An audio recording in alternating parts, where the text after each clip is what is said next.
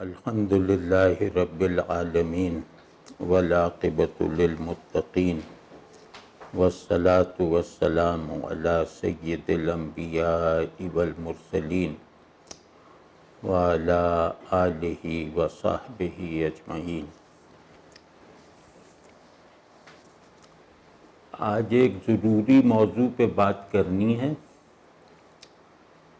اور اس کا فوری محرک یہ ہوا کہ آج کے اخبار میں خورشید احمد صاحب ندیم کا ایک کالم چھپا ہے جس کا عنوان غالباً تجزیے کا تجزیہ ہے۔ تو اچھا کالم ہے، لیکن ظاہر ہے کہ یا تو انہوں نے اسے جلدی میں لکھا یا اخبار بینوں کی ایک سطح ہوتی ہے فہم کی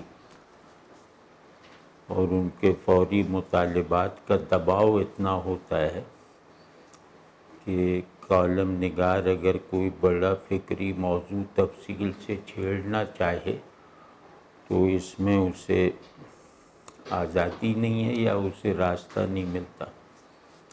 لیکن انہوں نے بہرحال ایک بہت اہم بات کی طرف توجہ دلائی ہے اور گو کہ میری نظر میں اس کی اہمیت اس کالم میں بیان ہونے والی تفصیل سے کچھ مختلف ہے، لیکن وہ بات جو اس کالم میں بیان ہوئی، جس کی طرف اشارہ ہوا اور جس کی طرف ہمیں لازماً متوجہ ہونا چاہیے، ہمیں سے مراد اہل پاکستان کو خصوصاً اور مسلم امہ کو عموماً، کہ ہمارے یہاں سوشل تھیریز نہیں ہیں، یعنی ہمارے یہاں معاشرے کا مطالعہ کرنے کے ڈسپلنز 1000 سال سے پنپ نہیں سکے۔ اس وجہ سے انسان اور انسان کی داخلیت اور اس کا سوسائٹل کردار، اس کا سماجی وجود، یہ سب ہمارے اہل فکر کے مطالعے اور تجزیے کا موضوع نہیں رہے، جس کی وجہ سے بعض علوم کی ہمارے یہاں پرداخت نہ ہو سکی، جیسے نفسیات کی، جیسے سوشالوجی کی، جیسے اینتھروپولوجی کی، تو حتیٰ کہ جیسے معاشیات کی۔ تو اس کی وجہ سے یہ ہو گیا کہ کیونکہ ذہن دنیا کے ساتھ تعلق کے نتیجے میں ترقی کرتا ہے، یعنی ذہن اس آبجیکٹ سے ایک ایکٹیو نسبت پیدا کر کے ترقی کرتا ہے جس آبجیکٹ کو اسے اپنے لیے مفید بنانا ہو، اور انسان ذہن اور شے کے ایک ڈائلیکٹیکل کورسپونڈنس کے ماحول میں رہتا ہے۔ تو جو لوگ خود کو اس ڈائلیکٹیکل کورسپونڈنس یا اس کو کہہ لیں کہ اس خلاق ذہن اور شے کے تخلیقی، تحقیقی اور تجزیاتی اور تعقلی تعلق کے اپنے زمانے کے گیون ماحول سے خود کو باہر رکھیں گے، ان کا ذہن ترقی نہیں کر سکتا، ان کا ذہن خود اعتمادی سے محروم رہ جاتا ہے، اور ان کا ذہن ان صلاحیتوں سے بھی عاری اور خالی رہ جاتا ہے جن ذہنی صلاحیتوں سے دین اور اس کے حقائق اور اس کے مسالے اور مقاصد کا علم حاصل ہو سکتا ہے۔ تو جو آدمی، جو ذہن دنیا کو اپنا دنیا پر ایکٹیو ہو کے خود کو اپلائی نہیں کرتا، وہ قرآن کے آگے پیسو موڈ میں آ کر اس کا فہم بھی حاصل نہیں کر سکتا، کیونکہ اس میں وہ مادہ ہی پروان نہیں چڑھا ہے جو صورت اور حقیقت، ہدایت، اخلاق اور سائنس یعنی علم کے کسی بھی میدان میں آگے بڑھنے کے لیے درکار ہے، جو اپنے موضوع کے اندرونی تجزیے کے لیے لازماً مطلوب ہے. یعنی آبجیکٹ کی دو سطحیں ہوتی ہیں. اگر ہم محض اس کی صورت تک، اب آبجیکٹ کا مطلب کوئی چیز ہو سکتی ہے، کوئی تصور، کوئی نظریہ، کوئی خیال، کوئی ڈسکورس ہو سکتا ہے. یعنی آبجیکٹ کہتے ہیں ذہن جس پر کام کرے. تو ایک آبجیکٹ کی فارم ہوتی ہے اور ایک آبجیکٹ کا ایسنس ہوتا ہے، اور ایک آبجیکٹ میں موجود خلا ہوتا ہے. یہ سمجھیں تین پرتیں ہیں. تو جو ذہن آبجیکٹ کو بطور فارم لینے کے عادی ہو جاتے ہیں اور صرف صورت سے تعلق تک محدود رہ کے ذہن اور صورت کے تعلق سے نکلنے والے چھوٹے چھوٹے فوری نتائج پر قانع ہو جاتے ہیں، وہ ذہن عام طور پر قومی ذہن ہوتے ہیں. تو اس کے نتیجے میں پوری قوم کا ذہن پسماندہ رہ جاتا ہے. تو یہ صرف ایسا نہیں ہے کہ وہ میٹر میں کوانٹم میکینکس نہیں دیکھ پاتا، بلکہ وہ قرآن میں بھی اس کے حقائق اور مقاصد دیکھنے سے قاصر رہ جاتا ہے، کیونکہ اس کے اندر وہ صلاحیت پروان ہی نہیں چڑھی جو صورت کے اندر جھانکتی ہے، جو لفظ کو اس کے امیجیٹ معنی میں قبول کر کے لفظ کے اندر موجود ان حقائق تک رسائی کے راستے ڈھونڈنا جانتی ہے جن حقائق کی تشکیل کو ذہن میں آسان بنانے کے لیے وہ لفظ اپنے معروف اور عمومی مفہوم میں برتا گیا ہے. ٹھیک ہے نا؟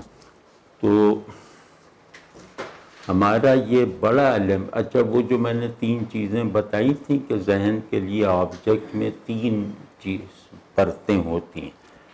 ایک اس کی پہلی پرت، وہ اس کی صورت ہے کہ یہ دیوار سخت ہوتی ہے، سورج گرم ہوتا ہے، زمین گول ہوتی ہے. تو اور وحدت کا مطلب ہے ایک ہونا، احدیت کا مطلب ہے بے مثال ہونا، خدا کا مطلب ہے کوئی ایسی قوت جو کائنات کی خالق ہے، مالک ہے یا معبود ہے. جو تو یہ گویا ذرے سے لے کر عرش تک کو فارم کی کیٹیگری میں رکھ کر دیکھنے والا ذہن ہے. تو دوسری جو اس کی لیئر ہوتی ہے وہ اس کی حقیقت جو اس سے متصل ہو کر اس صورت میں یا آبجیکٹ میں ایسے معنی پیدا کرتی ہے جو آبجیکٹ کی اسٹینڈرڈ متفقہ صورت سے زائد ہوتے ہیں، جو آبجیکٹ کو معنی کے زور سے خود اس کے فارم کے حدود سے ٹرانسینڈنس دے دیتے ہیں. سمجھ گئے نا؟ تو ایک دوسری جہت ہوتی ہے کہ آبجیکٹ اپنی حقیقت سے متصل نہیں ہے، یا یوں کہہ لیں کہ ایک شے اپنی حقیقت سے ایک کلینکل اتصال رکھتی ہے. وہ اتصال بھی اسی طرح نظر آتا ہے جیسے کہ آبجیکٹ کی فارم نظر آتی ہے یا پرسیو ہوتی ہے یا متفقہ ہوتی ہے. لیکن وہی حقیقت اس طرح کا اتصال رکھتے ہوئے اس آبجیکٹ سے اور اس نقطۂ اتصال سے ماورا بھی ہوتی ہے، کیونکہ حقیقت اپنی بیسک پراپرٹی یعنی ٹرانسینڈنس، پرماننس یا غیر محدودیت سے دستبردار ہو کر کسی شے یا خیال سے منسوب نہیں ہوتی. یعنی کوئی شے جو حقیقت کا مظہر ہے وہ حقیقت کو ایگزاسٹ کر کے اس کا مظہر نہیں بنا، وہ کل حقیقت کا مظہر نہیں ہے، وہ حقیقت کے ساتھ اپنی نسبت کا مظہر ہے۔ واضح ہے نا؟ تو اس کو میں کہہ رہا ہوں یہ خلا ہوتا ہے۔ مطلب ہم کیونکہ مذہبی زبان استعمال نہیں کرنا چاہ رہے ہیں، ہم فلسفیانہ اور جو ادبی اور علمی زبان اور اصطلاح میں بات کرنا چاہ رہے ہیں۔ تو وہ خلا جو آبجیکٹ کی حقیقت میں موجود ٹرانسینڈنس کی طرف اشارہ کرنے کے لیے آبجیکٹ میں ہوتا ہے، اس تک رسائی پیدا کیے بغیر علم کی تکمیل نہیں ہوتی۔ تو آپ سمجھ گئے نا، ذہن فرض کیا کہ ذہن کا مقصود ہے آبجیکٹ کا زیادہ سے زیادہ صحیح اور مکمل علم۔ یہ ذہن کا مقصود ہے کہ وہ اپنے ہر موضوع کا علم صحت کے ساتھ اور ممکنہ کمال کے ساتھ حاصل کرے۔ ٹھیک ہے نا؟ تو اس علم کا پہلا قدم جو مطلب علم کہتے ہیں، ذہن کے آبجیکٹ یعنی آبجیکٹ کی ذہنی تصویر اور آبجیکٹ میں کوئی فرق نہ ہو، اس کو کہتے ہیں علم۔ ٹھیک ہے نا؟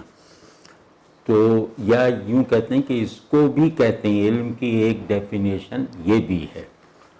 تو اس ڈیفینیشن کو نظر میں رکھ کے ہم یہ عرض کر رہے ہیں کہ کیونکہ ذہن کی مراد یعنی علم آبجیکٹ سے تعلق کا نتیجہ ہے۔ اگر ذہن کو آبجیکٹ یا اس کا موضوع میسر نہ ہو تو علم کوئی مسئلہ اس کے لیے رہتا ہی نہیں ہے، مطلب علم کی تشکیل ہو ہی نہیں سکتی۔ تو اس ذہن کی اس مراد کے پورے ہونے یعنی علم کے اسٹرکچر کی یا ذہن کے علمی سفر کا نقطۂ آغاز آبجیکٹ کی فارم ہے۔ اس فارم کو ذہن امپیریکل ہو کے اس سے تعلق پیدا کرتا ہے، یا کوئی اسے آپ چاہے حسی علم کہہ لیں، چاہے کسی تہذیب میں موجود مسلمات کو قبول کرنا کہہ لیں، تو وہ بہرحال فارم کا ہوتا ہے۔ تو فارم نقطۂ آغاز ہے، اس کے بعد علم کی تشکیل کا عمل شروع ہوتا ہے اس فارم کو اس کی حقیقت سے متعلق دیکھنے کی کوشش سے۔ پھر علم کی یہ تو علم کی تشکیل کا عمل کہ اس فارم کے معنی کیا ہے۔ معنی کہتے ہیں فارم کا اپنی حقیقت سے تعلق کیا ہے۔ ٹھیک ہے؟ تو اب یہ علم کی تشکیل کا عمل ہے۔ اس کے سے اگلا مرحلہ علم کی تکمیل کا مرحلہ ہے۔ اب تشکیل میں بھی جو ہے وہ فساد اور زلزلے کی گنجائش ہے، تکمیل میں بھی ادھورا پن ضروری ہے، یہ جیسے ذہن میں رہے۔ ٹھیک ہے نا؟ کیونکہ انسان کوئی ایسا لفظ نہیں رکھتا جس کے پورے معنی اس پر ذہنی یا عملی طور پر منکشف ہو سکیں۔ تو گویا تحدید اور نقص، ادھورا پن اور غلطی کا یقینی احتمال، یہ انسانی شعور ہو یا انسان کی زندگی اور اس کا وجود ہو، یہ ان دونوں کی مستقل حالتیں ہیں، یہ ان دونوں کے ہونے کی شرطیں ہیں۔ آپ سمجھ رہے ہیں نا؟ یعنی کہ ناقص ہونا اور غلطی کے یقینی امکان کا حامل ہونا، یہ انسان اور اس کے شعور، خود انسان اور اس کے شعور کی لازمی ضرورت ہے۔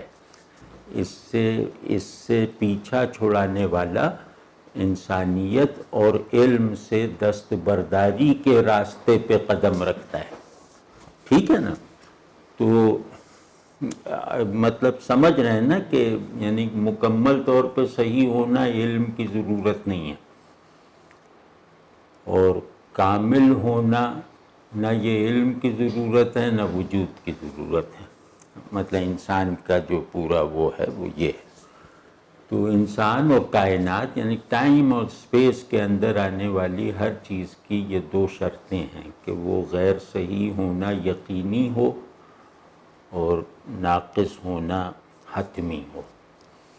تو خیر، تو وہ جس کو میں خلا کہہ رہا ہوں وہ خلا ہے جہاں لفظ آبجیکٹ سمبل بنتا ہے، یعنی اپنی فارم کو محفوظ رکھتے ہوئے اپنی اس حقیقت کی طرف اشارہ کرتا ہے جو اس کے ساتھ ٹرانسینڈنس کا تعلق رکھتی ہے، جو اپنی ایبسلیوٹ ٹرانسینڈنس کو برقرار رکھتے ہوئے آبجیکٹ سے متعلق ہے، یعنی آبجیکٹ کے لیے وہ سند وجود ہے، آبجیکٹ کے لیے وہ گویا وہ لائسنس ہے جس کو استعمال کر کے آبجیکٹ ذہن میں علم کی تشکیل کا ایک بلڈنگ بلاک بن سکتا ہے، کیونکہ شعور حقیقت کے تصور کے بغیر کسی آبجیکٹ کی معرفت نہیں حاصل کرتا، کسی آبجیکٹ کا تجزیہ نہیں کرتا۔ ایک پیشگی مسلمہ شعور میں حقیقت کا ہے، اس پرسپیکٹو کو وہ اپنے علم کے ہر مرحلے پر ویل اپلائیڈ رکھتا ہے، سمجھ گیا نا؟ تو اب یہ میں نے پس منظر ضروری سا اور اپنے خیال میں سادہ لفظوں میں بیان کیا ہے۔ اس سے ہم ایک خورشید ندیم صاحب کے مسئلے سے اس کو جوڑتے ہیں، تو ہم یہ کہتے ہیں کہ صرف سماجیات نہیں، صرف سوشل سائنسز ہی نہیں، آج کے اہل اسلام علم کی کسی بھی روایت میں کوئی بھی سگنیفیکنٹ کردار ادا کرنے کے لائق نہیں ہے۔ علم کی کسی بھی روایت میں، چاہے وہ دینی روایت ہو چاہے دنیاوی روایت ہو، اس کا بنیادی سبب یہ ہے کہ خصوصاً اس بر صغیر میں ایک طویل عرصے کی عاشقانہ اور مرعوبانہ غلامی کے بعد ہمارے اجتماعی ذہن کی اور ارادے کی اور ساخت بدل گئی ہے، یعنی ہم نے انگریز کو بلا کسی داخلی مزاحمت کے اپنا آقا مانا، اس کی ہر طرح کی برتری کو عملاً تسلیم کیا، صرف اپنے دین کے بارے میں ایک دعویٰ رکھا کہ ہم حق پر ہیں، انگریز حق پر نہیں ہے، ہم حق پر ہیں۔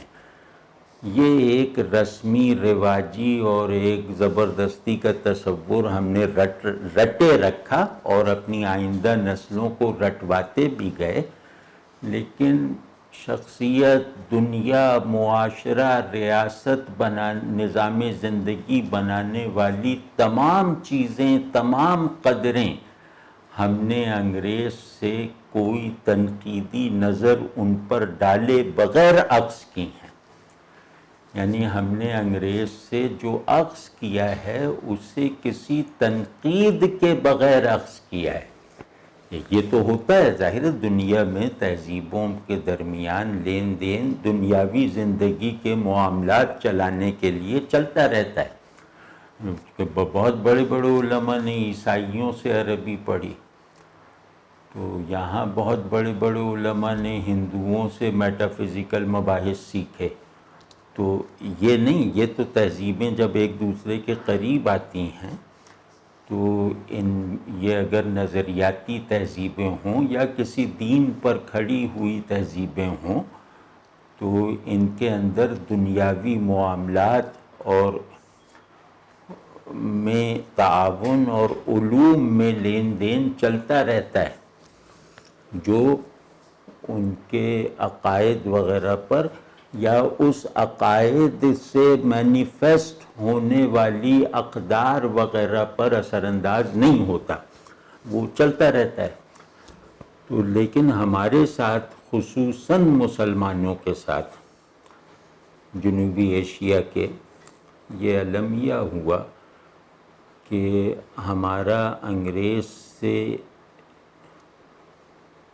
لفظی تعلق تو آقا اور غلام کا تھا، حقیقی تعلق عاشق اور محبوب کا تھا، اور یا یوں کہہ لیں کہ یہ غلامی اسی طرح کی غلامی تھی جس طرح کی غلامی اللہ اپنے لیے ہم سے طلب کرتا ہے، یعنی جس میں ہم پورے آمادہ ہیں۔ تو انگریز کو اپنا آئیڈیل بنا کر علم میں، اخلاق میں، قوت میں، یعنی جو ظاہر انسان کو بنانے بگاڑنے والی یہی چیزیں ہیں نا، تو علم، اخلاق اور قوت تینوں میں ہم نے انگریز کو آئیڈیل بنایا، اور رسمی طور پر یہ ایک رٹا لگاتے رہے کہ انگریز باطل پر ہیں، ہم حق پر ہیں۔ تو اب آپ سمجھیں نا کہ انگریزوں سے جو ہماری حد فاصل تھی، یعنی حق پر ہونا اور باطل پر ہونا، یعنی ہماری تہذیب اپنی پوری بلند آوازی کے ساتھ یہ کہتی تھی کہ انگریز باطل پر ہیں، تو لیکن یہ کہ حق اور باطل کا کتنے بڑے اسکیل کا امتیاز ہوگا اگر آپ اس کو دینی ذہن سے دیکھیں، تو یہ امتیاز کی آخری حد ہے نا کہ حق اور باطل کا فرق ہو جائے دو چیزوں میں، تو اس کے بعد تو کوئی کسی مزید امتیاز کی یا ضرورت نہیں رہتی، اور کوئی جزوی اتفاق جو ہے وہ کارآمد نہیں رہتا، وہ قابل التفات نہیں رہتا۔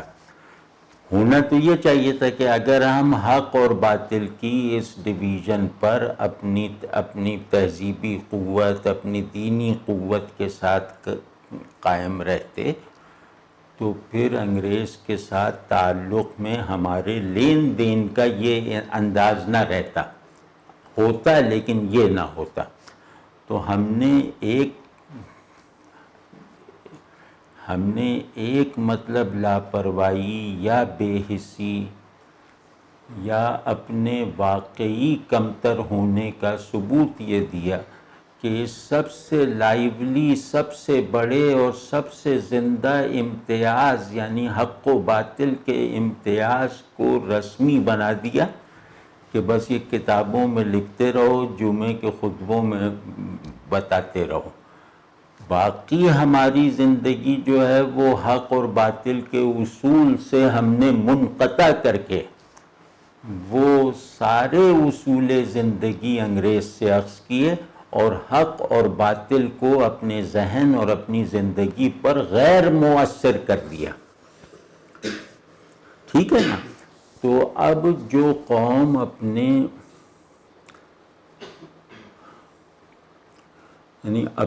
وجود کی اپنے وجود کے سب سے گہرے ڈائلیکٹیکل سبسٹنس کو اس نوبت تک پہنچا دے گی، وہ گویا مسلمان ہونے میں سنجیدہ ہو یا نہ ہو یہ بات کی بات ہے، نظریاتی ہونے میں سچی ہو نہ ہو یہ بات کی بات ہے، وہ انسان ہونے میں ناکام رہ جاتی ہے۔ یعنی کہ ایک آدمی یہ کلیم کرے کہ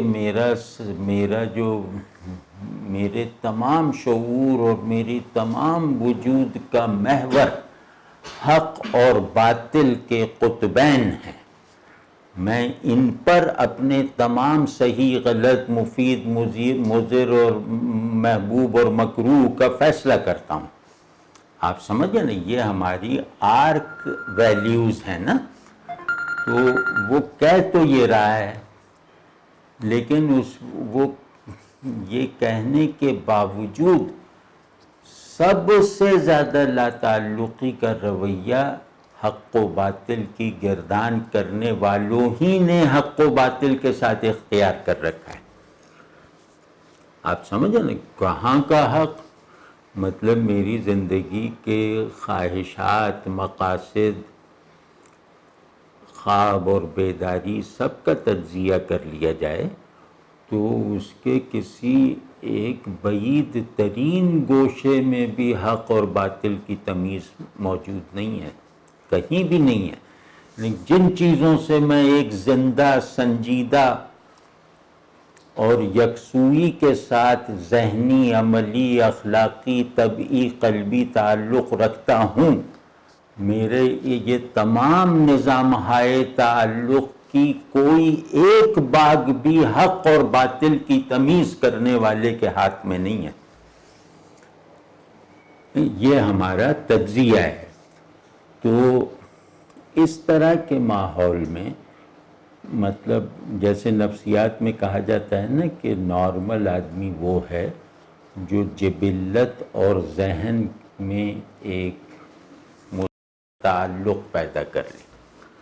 آدمی نام ہے جبلت اور ذہن کا، اور نارمل انسان وہ ہے جو جبلت کی قوت کو ذہن کی تحویل میں رکھے، یعنی ذہن کو جبلتوں پر غالب رکھے۔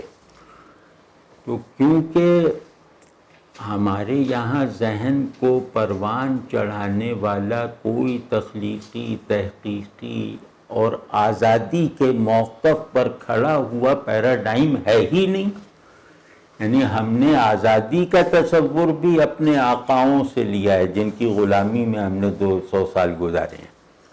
یعنی آزاد ہونے کا تصور اور کنڈیشنز اور ڈیفینیشنز ہم نے ان سے لیے ہیں جن سے ہمیں آزادی چاہیے۔ آزاد ہونے کے حدود ہم نے ان سے لیے ہیں۔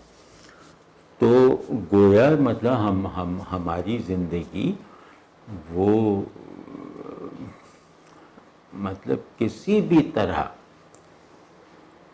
ان اقدار اور ان احوال اور ان بیسک تصورات سے کوئی تعلق نہیں رکھتی جن کا ہم خود کو وارث اور حامل کہنے کی ضد کرتے ہیں۔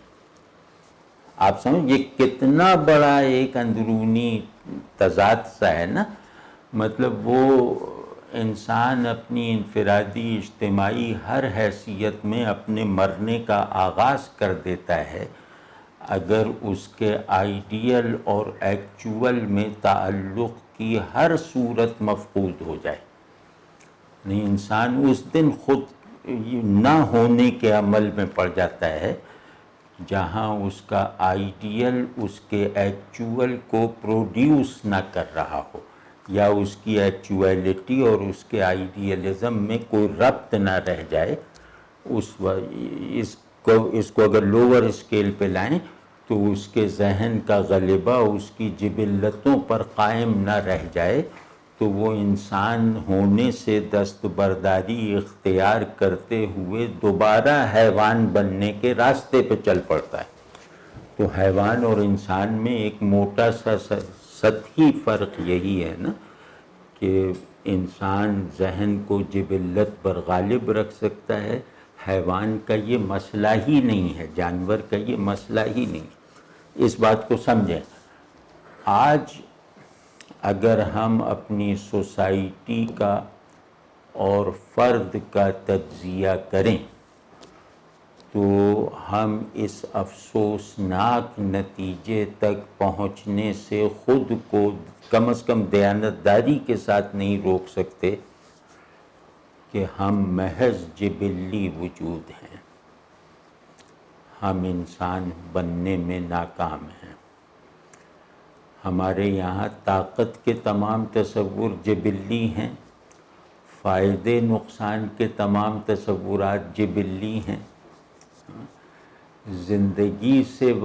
زندگی کو چلانے والی تمام قوتیں جبلی ہیں، اور ہم کسی بھی طرح کے ذہنی، عملی، اخلاقی، سیاسی ڈسپلن کو قبول کرنے کی قابلیت نہیں رکھتے۔ یعنی فرد کی تشکیل بھی نہیں ہو سکتی کیونکہ جبلت اور ذہن میں ذہن کا غلبہ فرد میں ہی تو لوز ہوا ہے تو سوسائٹی میں پھیلا ہے نا۔ اور سوسائٹل آرڈر ہمارا کیاس پر ہے، انتشار پہ ہے، اور وہ انتشار ایسا ہے کہ کیونکہ ہم رسماً تو انسان ہیں نا، تو وہ جانوروں میں ایک تنظیم ہوتی ہے، وہ تنظیم ہمارے رسماً انسان ہونے کی وجہ سے ہم میں نہیں پیدا ہو پا رہی۔ باقی ہماری حیوانیت کا عمل شروع ہو گیا ہے تو جبلتوں کے غلبے کی محکم مسلسل اور متواتر صورتیں ہماری سوسائٹی میں ظہور کر رہی ہیں.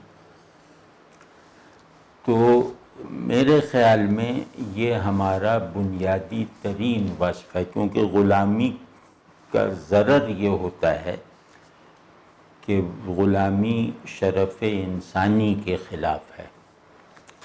یہ جملہ سب کہتے ہیں نا کہ غلامی شرف آدمیت کی توہین ہے. اس میں 85 اقوال مل جائیں گے. کیوں ہے؟ کیونکہ یہ جبلت کا قیدی بنا دیتی ہے، ذہن تک پہنچنے کے راستے بند کر دیتی ہے. غلامی دماغ کو شل اور معطل کرتی ہے، جبلتوں کو بیدار کر دیتی ہے. تو ہم نے کیونکہ غلامی کے خلاف کوئی سچی ریزسٹنس کسی بھی عنوان سے ہم میں نہیں تھی ایک لارج اسکیل پر، مطلب اس لارج اسکیل پہ جہاں تہذیبیں بننے کا عمل ہوتا ہے، تو ان جگہوں پہ وہ ریزسٹنس نہیں تھی. جہاں تھی تو وہ بنگالیوں میں نیشنلزم کی بنیاد پہ تھی، پٹھانوں میں دین کے عنوان سے تھی، ساؤتھ میں جا کے ان کی بھی کچھ کلچرل بنیادیں تھیں. لیکن یہ کہ مطلب مجموعی طور پر جو ہے وہ جنوبی ہند اور خاص طور پہ جنوبی ہند کے مسلمان، انہوں نے غلامی کو اپنی شناخت بنانے میں پوری مہارت اور پورے شوق اور آمادگی کا مظاہرہ کیا ہے. مطلب مسلمانان بر صغیر کی اکثریت انگریز کی غلامی پر فخر کرتی تھی. تو یہ مطلب ہمارا اب وہ ماضی ہے جس ماضی میں پیدا ہونے والے عناصر سے ہمارے حال کی تعمیر ہوئی ہے. جو ماضی قریب ہوتا ہے نا وہ اینٹوں کا بھٹا ہوتا ہے، جس سے نکلنے والی اینٹوں سے حال کا اسٹرکچر تعمیر ہوتا ہے. تو اب اس کی وجہ سے آپ کبھی دیکھ لیجئے کہ ہمارے اندر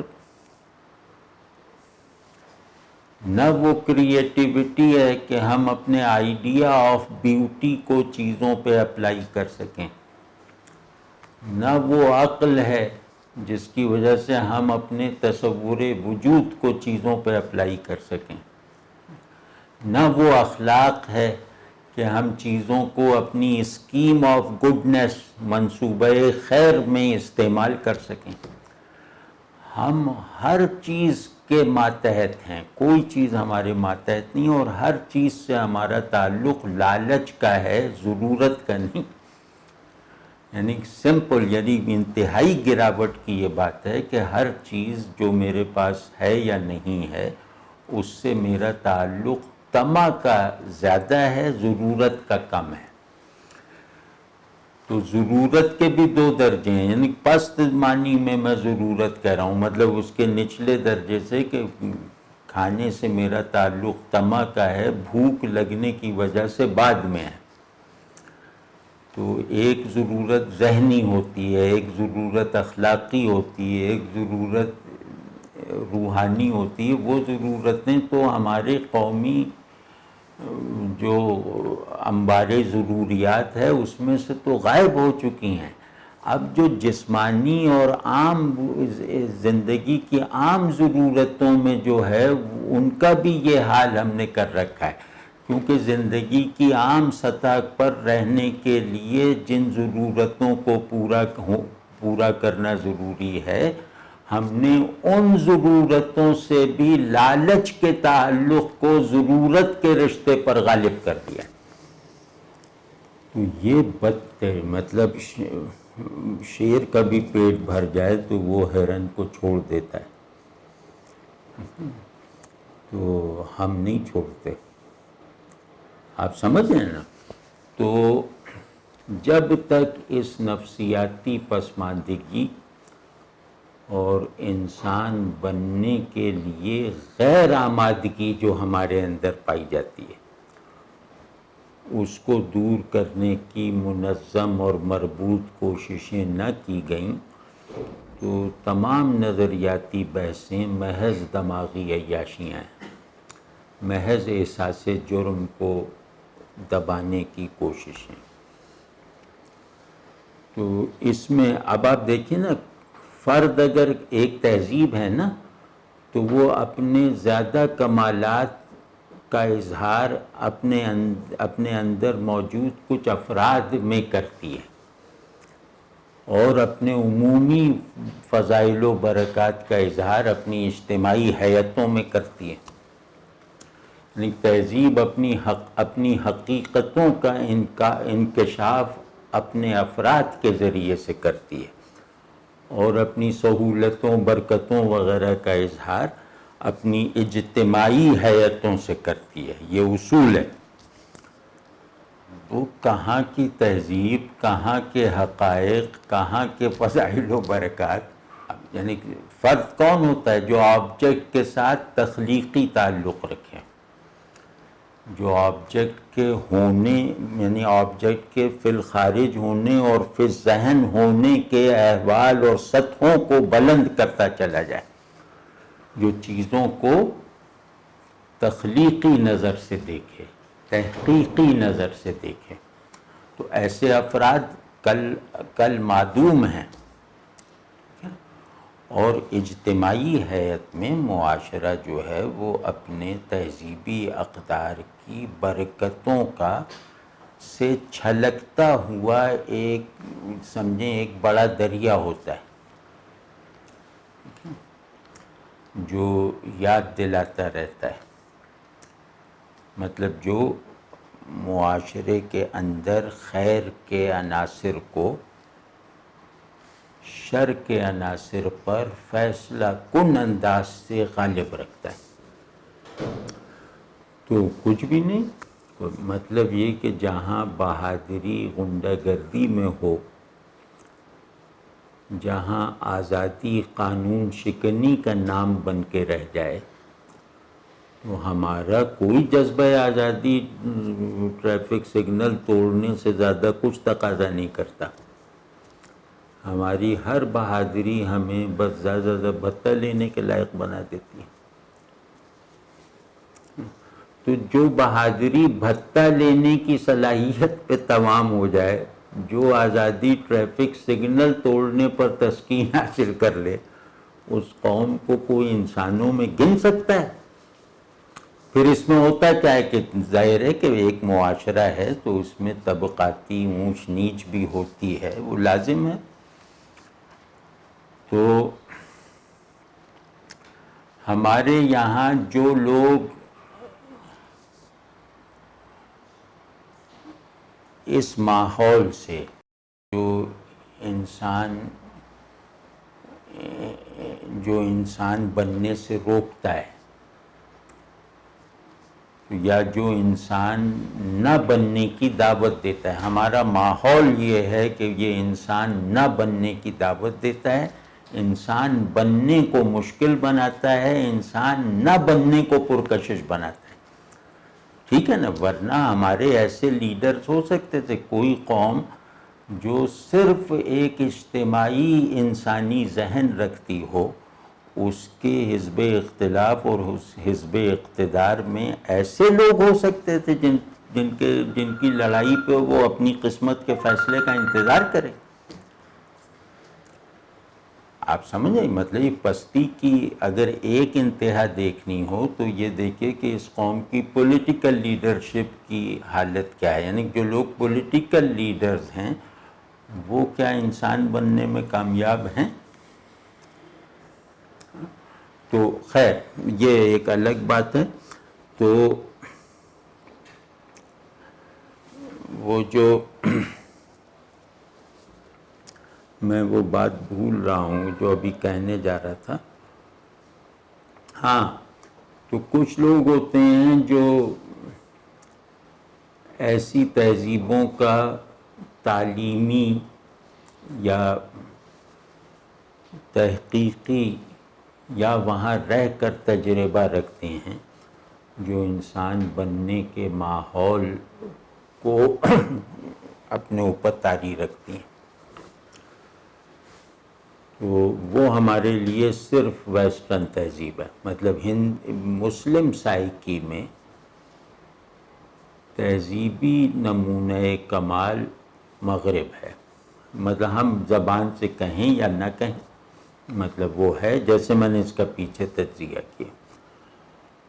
تو یہ عناصر جو انسان ہونے کی کوشش کرتے ہیں اس ناموافق ماحول میں، یہ انسان ہونے کی ساری تعریفیں منو ان، بغیر کسی تنقیدی نظر کے، بغیر کسی کاٹ چھانٹ کے، غالب تہذیب سے اپنے کشکول میں بھر کے اپنا متاع زندگی بنا لیتے ہیں اور اس مانگی ہوئی چیز پر اتراتے ہیں. تو وہ گھٹیا پن کی دوسری قسم ہے. یعنی جیسے حدیث میں آئے نا کہ مفلس کا تکبر بہت بری چیز ہے، تو یہ مفلس کا تکبر ہے. مطلب اب ہماری سوسائٹی میں کچھ لوگ ہیں جو ابھی جو انسان بننے کی کوشش کرتے ہیں اور اس تہذیب میں جو گراوٹ قانون بن چکی ہے اس سے خود کو فاصلے پر رکھنا چاہتے ہیں. تو وہ بھی جو ہیں وہ دوسری طرح کی پستی میں مبتلا ہیں کہ تہذیب میں ترقی کا ہر عمل اس کے اندرونی آرگنزم سے ہوتا ہے. وہ مانگے تاگے سے تہذیبیں سروائیو نہیں کرتی، تہذیبیں ترقی نہیں کرتی. تو یہ لوگ وہ ہیں جو دوسری تہذیب سے، جو اس تہذیب کے رسمی اصول سے، یعنی حق و باطل کے پیراڈائم سے متصادم ہے. یعنی ہے یہ رسمی اصول، مطلب اس کی کوئی جھلک زندگی میں نہیں ہے، لیکن بہرحال اس تہذیب نے اپنے ایک فرسودہ سے حافظے میں اسے محسوس کر رکھا ہے اور اسے گری پڑی حالت میں بھی اون کرتی ہے. تو اس بیسک آئیڈیا سے ٹکراؤ رکھنے والی تہذیب سے وہ انسان ہونے کا عمل سیکھتے ہیں، انسانی ذہن بننے کا عمل سیکھتے ہیں، انسان کے تہذیبی وجود کی تعمیر کا عمل سیکھتے ہیں، انسان کی ڈیفینیشن وہاں سے لیتے ہیں. اس میں ذرہ برابر کمی یا اضافہ کیے بغیر یا ان اجنبی ڈیفینیشنز میں اپنے حالات کے ساتھ کوئی ایفیکٹو ریلیونس پیدا کیے بغیر، اور پھر منہ ٹیڑھا کر کے اس تہذیب میں لتھڑے ہوئے لوگوں کو حقارت سے مخاطب کرتے ہیں، اور ان کا جو سبب تحقیر ہے وہ ان کے کشکول میں ہے، ان کے ذہن میں نہیں ہے. مطلب وہ آئیڈیاز انہوں نے پروڈیوس نہیں کیے ہیں بلکہ پوری طرح سمجھے بغیر محض ان کی فارم سے آنکھیں چندھیا گئی ہیں، اس لیے انہیں اختیار کر لیا. اب میری گفتگو کے پہلے حصے کو دیکھیے گا کہ فارم تک محدود رہنے والا ذہن کبھی پنپ نہیں سکتا، کبھی نتائج اس کے تصورات دنیا میں نتیجہ خیز نہیں ہو سکتے. تو فارم تک محدود رہنے والا ذہن اس ہماری تہذیب کے اس حصے کا بھی ہے جو روایت کا کم از کم رسماً نام جپ رہی ہے، اور اس کا بھی ذہن مختلف نہیں ہے جو اس روایت کے خلاف اعلان جہاد کر رہا ہے اور اس جہاد کو جیتنے کا تمام تر سامان مغرب سے بلا کسی جرح قدح کے عکس کر رہا ہے، سر جھکا کر. تو آپ سمجھ رہے ہیں نا؟ تو مطلب ایسا نہیں ہے کہ یہ مریض ہے سر اکڑانے کا، یہ سر اکڑانے کا مریض نہیں ہے. اس کی گردن جتنی مغرب کے آگے جھکتی ہے اتنی گردن ہم ایسے رسمی مسلمانوں کی اللہ کے آگے نہیں جھکتی. تو لیکن یہ بہرحال آپ سمجھیں تو اب اس تہذیب کا عالمیہ یہ ہے کہ اس میں تصادم رکھنے والے دونوں طبقات، تہذیب میں ایک اصول تصادم ہوتا ہے جس سے وہ ترقی، جس سے اس کا سروائیول بڑھتا ہے، اس کی تکمیل کے مراحل، نئے نئے مراحل پیدا ہوتے ہیں. تو وہ جو تصادم والے پولز ہیں وہ کسی تہذیب کے اگر اس درجے پہ ہو جائیں تو اس تہذیب کو مردہ تہذیب ڈکلیئر کرنے کے لیے کسی بڑی سند کی ضرورت نہیں ہے. تو وہ یہ کہ یہ بھی خالی ذہن، وہ بھی خالی ذہن، یہ بھی یہ مانگے کی اقدار والے، وہ اقدار کے ناقدردان، یہ مانگے کی اقدار کے قدردان، دونوں خالی ذہن، دونوں جبلی وجود ہیں. تقلید مغرب ان کا بھی جبلی تقاضا ہے، اور اپنی زندگی کی اس سطح کو برقرار رکھنا اور اپنے آدمی ہونے کو حیوانی شرائط پر پورا اتارنے کی مسلسل عملی جد و جہد اور تگ و دو ان کا خاصہ ہے. تو ان کا انسان وہ ہے جس انسان کی تعمیر میں ان کا کوئی ہاتھ نہیں ہے. ان کا کم از کم تصور انسان وہ ہے جس کو عمل میں لانے سے انہیں دلچسپی نہ صحیح، لیکن وہ تصور انسان اپنی پوری تفصیل کے ساتھ محفوظ ضرور ہے، گو کہ جن کی حفاظت میں ہے وہ اس سے دلچسپی نہیں رکھتے. صحیح ہے نا؟ تو اس میں خاص طور پہ نوجوانوں کا یہ بہت بڑا کام ہے، بہت بڑا فریضہ ہے، بہت بڑی ذمہ داری ہے کہ آدمی بننے کی صلاحیت سے اس ہمہ گیر محرومی کو ختم کرنے کی کوئی کوشش کریں جو ہم پر بری طرح مسلط ہو چکی ہے، بری طرح. اور آج ہی ایک صاحب ہیں وہ بہت اچھا لکھتے ہیں، وہ بہت پڑھے لکھے معلوم ہوتے ہیں. ایک صاحب ہیں بیرسٹر حمید بھاشانی صاحب، ان کا آج ہی اسی اخبار میں کالم تھا جو خورشید ندیم صاحب کا تھا. تو انہوں نے لکھا کہ یورپ میں، ویسٹ میں جہاں مسلمان آباد ہوئے تارکین وطن،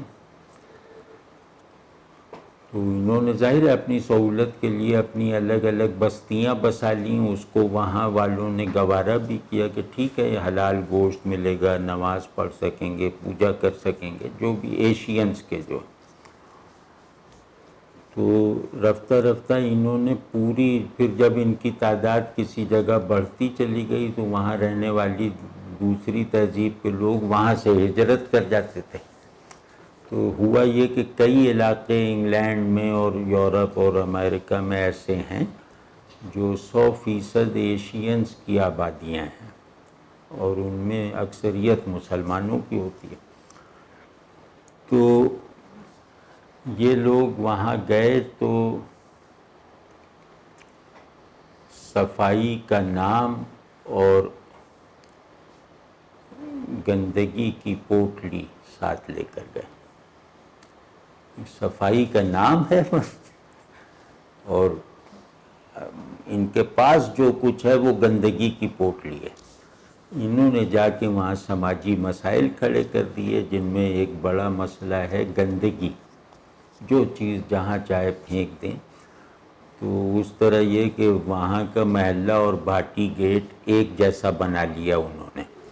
مطلب اس میں بھی ایک جیسا بنا لیا کہ مسجد وہاں بھی ہے یہاں بھی ہے، یہ تو چلو اچھا ہی ہے، لیکن اس میں بھی بالکل ایک بنا لیا کہ جتنی گندگی وہاں ہے یہاں اس جگہ کو بھی اتنا ہی گندا رکھنا ہے. تو اب وہ کہہ رہے ہیں کہ وہ لوگ یعنی انگلینڈ، کینیڈا، امریکہ والے لوگ ان سے مایوس ہو گئے ہیں اور وہاں کی جو پبلک سروس ہے نا جو صفائی وغیرہ کرتی ہے انہوں نے وہاں جانا چھوڑ دیا ہے. تو اس سے یہ اظہار ہوتا ہے کہ مغرب ایشینز سے، یا میری اصطلاح میں خصوصاً مسلمانوں کی تہذیبی گراوٹ سے مایوس ہو چکا ہے. مطلب اب آپ سوچیں کہ ان کے علاقوں کے ایک خاص رقبے کو گندگی سے ڈھانپ دینے والے لوگوں کا پیغام ہدایت وہ سنیں گے. یعنی یہ امتیاز ہے ایشین آبادیوں کا، سب سے جو واضح امتیاز ہے جو وہاں نظر آ جاتا ہے کسی بھی دیکھنے والے کو، وہ ہے گندی سڑکیں اور صاف سڑکیں. جو بھی صاف محلے ہیں وہاں یقیناً ایشینز اقلیت میں ہیں. اول تو ہیں نہیں اور ہیں تو بہت تھوڑی تعداد. اور جو بھی گندے محلے ہیں وہاں یقیناً ایشیائیوں کی اکثریت ہے یا وہ پورے وہی ہیں. تو یہ کیا مطلب ہوا؟ یعنی سڑکوں پہ گندگی پھیلانا یہ مطلب میری حیوانیت کی طرف اشارہ کرتا ہے یا میری آدمیت کی طرف؟ تو اب ہم گویا اپنی تہذیبی کمتری پر راضی بھی ہو گئے ہیں اور اس کمتری سے نکلنے کے کسی بھی تصور سے بری طرح وحشت زدہ اور نامانوس بھی ہو گئے ہیں. اس صورتحال میں ہم سے کیا توقع رکھی جا سکتی ہے؟ یعنی انسانوں کے آئیڈیلز کو مطلب سطح پر محفوظ نہیں رکھا جا سکتا. جس سطح پر ہماری زندگی گزر رہی ہے، جس سطح پر ہمارا ذہن سوچنے کا عادی ہے، جس سطح پر ہمارے ارادے کی ساری قوت صرف ہو رہی ہے، یہاں آدمیت کو فائدہ پہنچانے والا کوئی آئیڈیا رسمی طور پر بھی زیادہ دن محفوظ نہیں رہ سکتا. اس کی فکر کریں. ہمارا تصور یہ ہے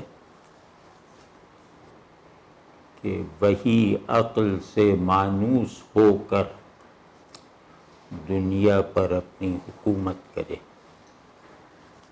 بس یہ ہمارا ٹوٹل وہ ہے اصول تہذیب، اصول علم، اصول زندگی، کہ وہی سے مانوس ہو جائے عقل، وہی سے تعقل کی بنیادیں اخذ کرے، وہی سے عقل خود پر اعتماد کرنے کے لائق ہو کر اب دنیا پر تصرف کرے. اب دنیا کو سمجھنے میں غلطی سے نہ ڈرے، کیونکہ جہاں بھی ذہن ایکٹیو ہو کر اپلائی ہوگا نا آبجیکٹ پر، وہاں علمی غلطی یقینی ہے. اضافہ علم میں لازمی ہے، کہیں بھی علم کا سفر نہیں رکے گا، اور علم کی صحت بھی عارضی ہے. بس جو علم کارآمد ہوگا وہ کارآمد ہے. تو اس میں کیا ہے کہ میرا علم غلط ہوتے ہوئے بھی انسانوں کے لیے مفید ہے، یا انسانوں کے لیے دنیا کو مفید بنانے کی کوششوں کا ایک پروڈکٹیو حصہ ہے. ہمیں کچھ پتہ ہی نہیں ہے. مطلب ہم دنیا کو بھی یعنی چاند دیکھنے کے مسئلے کو دینی بنا لیتے ہیں، اور ہم ہر سائنسی تھیوری کو قرآن میں دکھانے کے خبط میں مبتلا ہیں. ہمیں پتہ ہی نہیں ہے کہ قرآن ان علوم کی کتاب ہی نہیں ہے جن میں غلطی کا ہونا ضروری ہے. آپ سمجھیں نا، علم دنیاوی معاملات میں ہے. عقل کی دو صلاحیتیں ہیں، مدلل تسلیم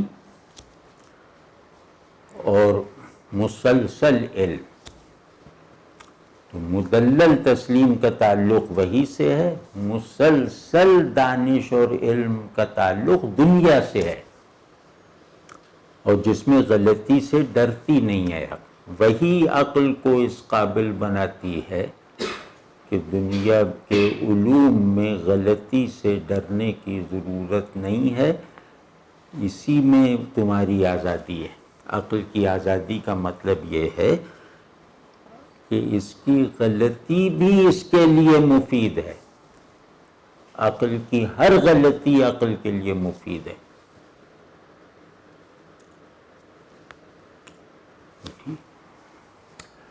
تو ہم نے اس چیز کو لیا ہی نہیں، ہم نے اس چیز کو بالکل نظر انداز کیے رکھا.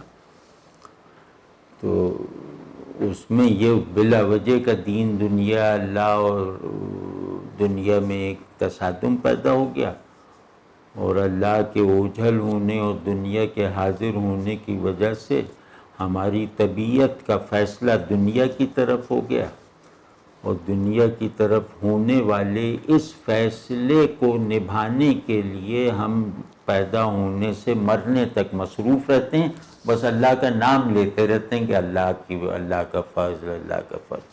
اللہ کے فضل کا کوئی تصور یہ نہیں ہے کہ وہ جنت دیتا ہے۔ اللہ کا فضل یہ ہے کہ نوکری مل گئی، گھر مل گیا، گاڑی مل گئی، اقتدار مل گیا، نہیں کہ اللہ کے فضل کو بھی صرف دنیاوی مظاہر تک محدود سمجھتے ہیں۔ اگر واقعی سمجھتے ہیں تو بس اب اس کا یہ نتیجہ ہم بھگت رہے ہیں۔ تو ہندو ذہن نے اپنی میٹا فزکس کو تسلسل میں رکھا، فزیکل سائنسز کے پیرالل رکھنے میں کامیابی حاصل کی، تو ہندو ذہن سروائیو کر گیا۔ یعنی وہ دیکھیں نا، اب آئنسٹائن گاندھی سے ملنے آتا تھا تو یہ میٹا فزکس اور فزکس کے، وہ فزکس کا سب سے بڑا آدمی، یہ میٹا فزکس کا معمولی آدمی، گاندھی کوئی بڑا آدمی نہیں تھا میٹا فزکس کا، لیکن وہ اس کی طرف اٹریکٹ ہو گیا، ایک معمولی آدمی کی طرف جس کی کوئی حیثیت نہیں اس کے آگے، آئنسٹائن کے آگے، تو وہ اس سے ملنے آیا۔ تو ہم نے اس دنیا میں جو ہدایت اور فطرت کا پیراللزم چل رہا ہے، اس پیراللزم کو برقرار رکھنے میں جو کردار ہمیں ادا کرنا ضروری تھا وہ ہم نے کیا۔ ہندو یوگی تو کبھی نہیں کہے گا کہ فزکس نے یہ دریافت کر کے ہمارے دعوے کی تصدیق کر دی، وہ کبھی نہیں کہتا۔ وہ کہتا فزکس جو بھی کر رہی ہے سب دھوکہ ہے، یہ ہے، بس پیرالل رکھا ہوا ہے نا، اور وہ فزکس کو جانتا بھی ہے۔ ہمارے یہاں کوئی ہے آدمی جس نے فرض کیا ہمارے علم العقائد کو موجودہ فلسفیانہ روایت سے پیرالل رکھنے میں کامیابی حاصل کی ہو؟ کوئی ہے؟ تو بھائی مطلب یہ کہ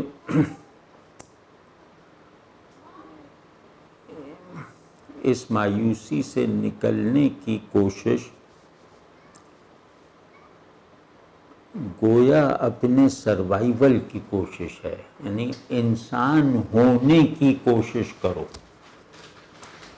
اگر انسان ہونا چاہتے ہو، مطلب اس وقت سب سے بڑا مقصد یہ بناؤ کہ میں انسان ہونے کے لائق بنوں، جو میں ہوں نہیں۔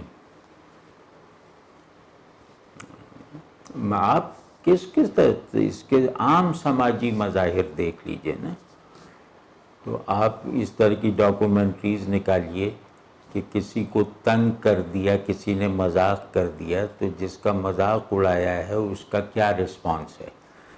ایک انگریز، ایک کینیڈین کا اسی مذاق پہ رسپانس دیکھ لیجئے، ایک پاکستانی کا رسپانس دیکھ لیجئے۔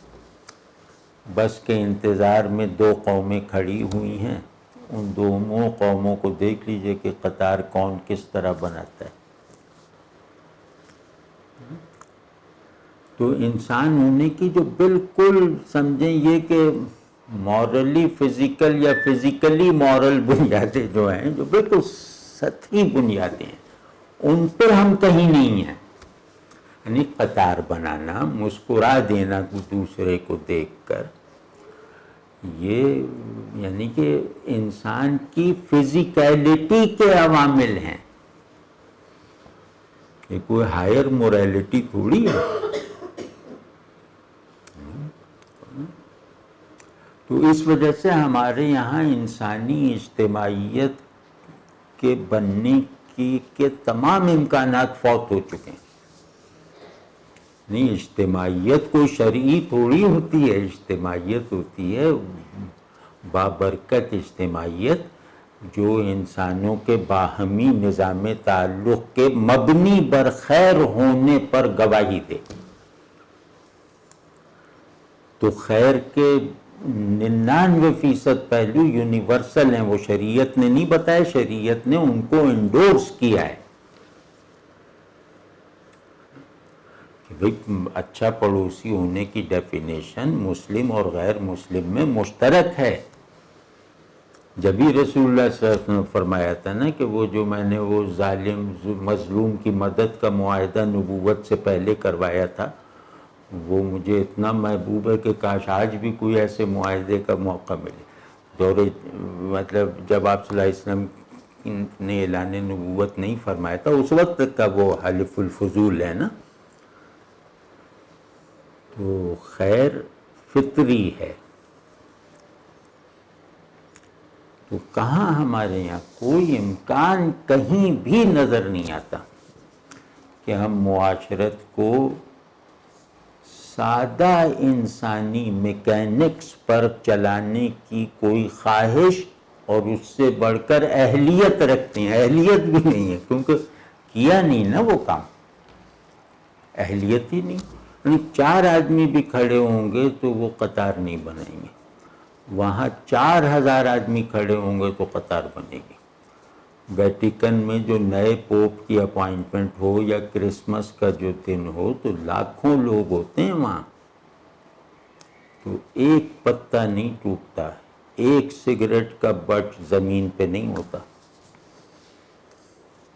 بالکل ساکن گھنٹوں. یہاں حرم میں جاؤ تو اس وقت اچھی نماز پڑھنا سب سے زیادہ ناممکن حرمین میں ہے. آپ سمجھیں, اچھی نماز پڑھنے میں سب سے زیادہ رکاوٹیں حرمین میں ڈالی جاتی ہیں, گاؤں کی مسجد میں بھی نہیں. نماز کی سب سے زیادہ توہین حرمین میں ہے, قرآن کی سب سے زیادہ اہانت حرمین میں ہے. تو آپ کہاں کن ہواؤں میں گم ہیں, آپ ہیں کیا؟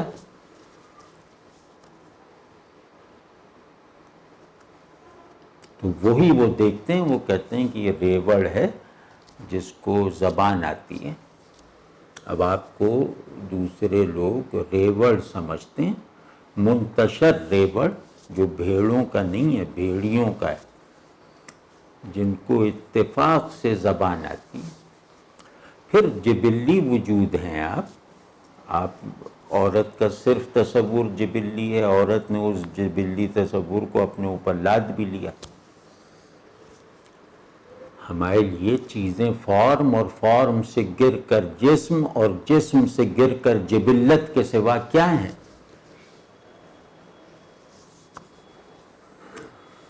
تو کوئی بھی اب مطلب یہ سوسائٹی میں کسی بھی بڑے خیال کو جماہی لیے بغیر سن لینے کی سکت نہیں ہے. صرف سن لینے کی, سمجھنا تو بہت دور کی بات ہے. تو اس سے بھائی لڑنا ہے. اور آپ لوگ نوجوان ہیں, میں تو آج ہوں کل نہیں, لیکن آپ لوگ نوجوان ہیں, اپنی اس ذمہ داری کو. تو ہمارا آزادی کا تصور انسان کا سب سے قیمتی تصور ہے.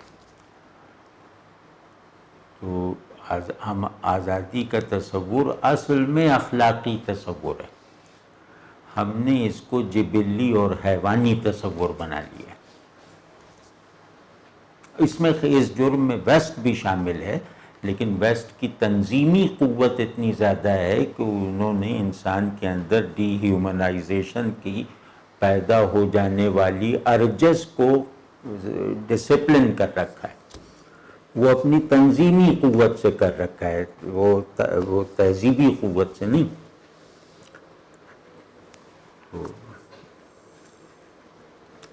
تو اب آپ سمجھ گئے نا کہ آزادی بھی جبلی ہو جائے تو پھر انسان ہونے کا آخری موقع بھی گویا گنوا دیا گیا.